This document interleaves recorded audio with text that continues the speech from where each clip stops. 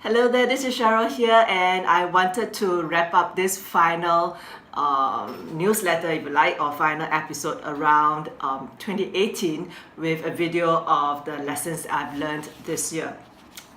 This is one of the episodes that I actually made notes because there are so many things that have happened, and I wanted to just summarize it into 5 lessons that I've learned this year. As some of you know, I have taken a year and a half of part sabbatical. I've cut down my workload and I've turned down a lot of social events, etc., because I was in the middle of looking at what I really want to do. I just turned 50 this year, so that's one big lesson. Turn 50 this year and you look back at how far you have come, but you also look forward as to what's the next phase going to be like. So that's my context.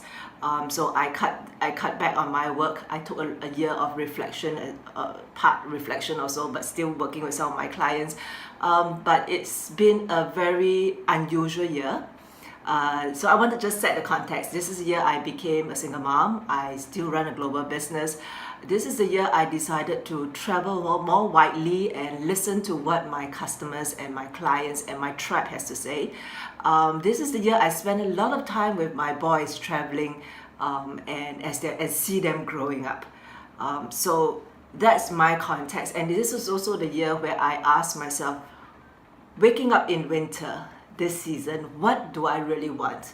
Who do I really want to be? And I hope as I review my 5 lessons learned, you ask yourself on a scale of 1 to 10, where are you in that particular area and what's going to be different for you in 2019? Very first, as most of you know, I've been reading a book a week for last 4 years, and it's been wonderful.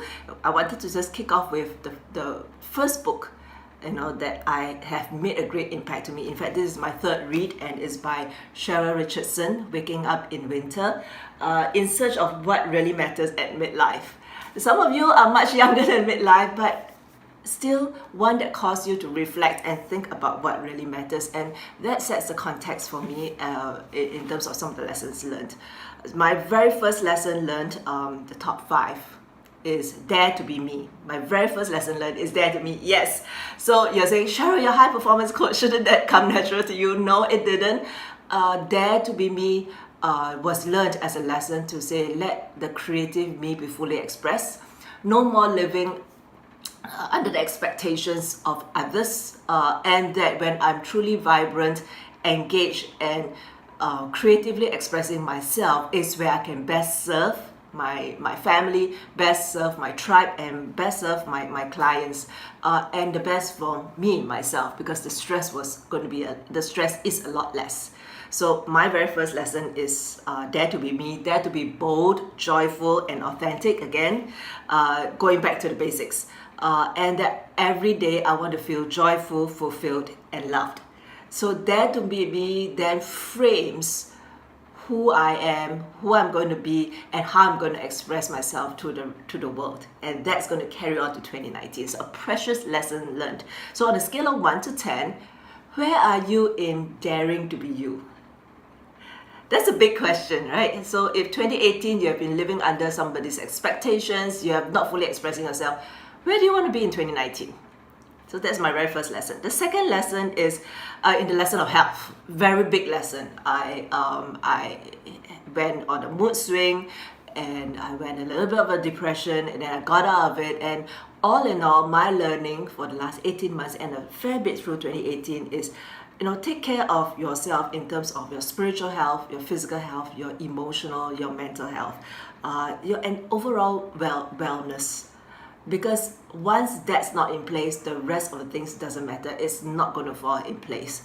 So I keep asking myself, what do I stop doing? What should I start doing? What do I want to continue to do into 2019? So what about you? What are you going to stop doing? What are you going to start doing? And what are you going to continue to do into 2019? One of the things that I started this year was in terms of tiny habits. Every time I get up and have a drink of water, etc., I go into my 5 exercises. So it's 5 exercises that's done immediately every time I go and get a drink of water, etc. And some of you know I go and get a drink of water every 45 minutes to an hour, which is really the time that I set aside for every specific task that I do.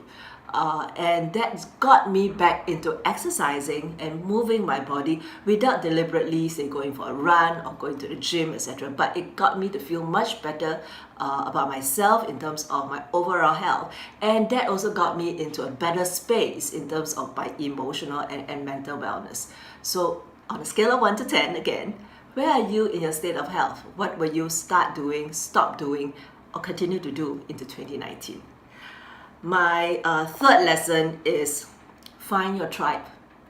I realized coming back from Asia, I have been slow in gathering my team. And that's a very hard lesson learned end of 2017 into 2018. In 2018, I was very deliberate into finding my team members for Asia.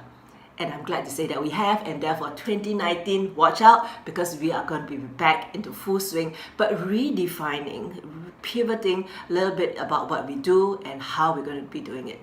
I'm also very thankful and grateful that I found someone that I can brainstorm with, speak with in terms of the business. Business leaders like yourself would know, and you know, entrepreneurs would know that sometimes it's very lonely. There's nobody to talk to who understands what you're doing and why you're doing it. I am very grateful to have found someone who would just listen to me, brainstorm with me, and non-judgmentally give me feedback. And I am most grateful for that. So there is one of the main things that I learned. Where is your tribe? Who is your support? On a scale of 1 to 10, where are you in 2018 in this particular area? Have you built a support system? Who are those that are on your team who can support you through? And how does that work out into 2019 on a scale of 1 to 10? My next lesson learned, the fourth lesson learned, is spend time with your clients and customers. And I'm glad I took time out and traveled the world into the various hubs that we are in to listen, to be on the grounds. I spoke with more people this year than I've ever had in every previous year. I took more lunches, breakfasts, dinners, events, speaking on stages, out in the Louvre, out in New York City, running retreats and all, hearing what the customers want, hearing my tribe, and hearing what really served them also served me, because then now I know which of the things that we do really matters, and which of the things we do really serve the people that we would love to serve. What about you? Have you just been busy? Have you spent time with your customers? Have you spent time with your customers to realize what really matters for them so that you can bring real solutions into their lives? So on a scale of 1 to 10, where are you? And I know for sure will continue to have this practice in whichever city I'm in, where my tribe is, whether it's Sydney, it's Tokyo, New York City, London, Singapore, Bangkok, and Shanghai, Beijing. Mumbai is added for 2019.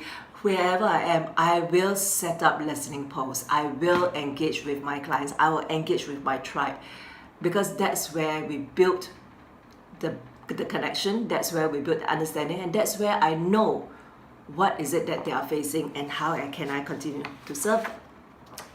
My lesson number 5 is my own training and mentoring.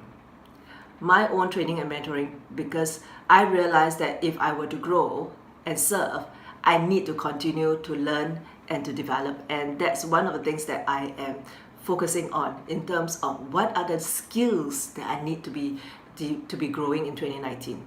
Because in 2018, I realized now how I can serve, how can I serve better, and where I can really be me in the authentic space. And that's in speaking, and that's in running retreats.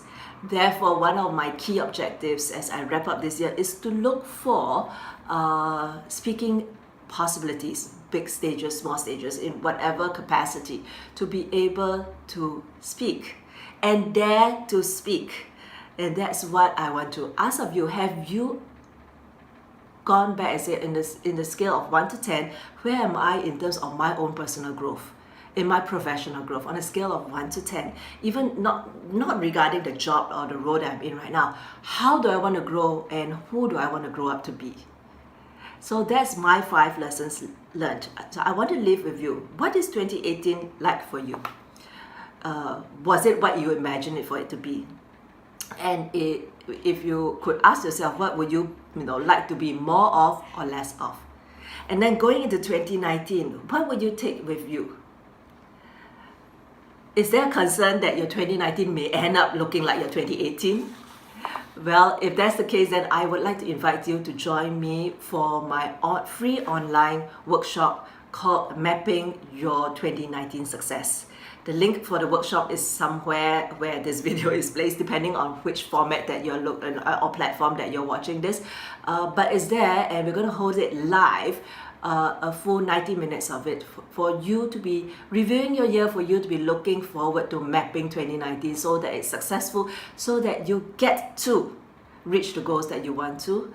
And I hope this video, as I review my 2018 and my top 5 lessons learned, has served you and able to help you to take this space and time to reflect on your 2018 and look forward to 2019. My name is Cheryl. I'm excited to be wrapping up this year and moving into 2019, and look forward to seeing you on one of our platforms or at our live events.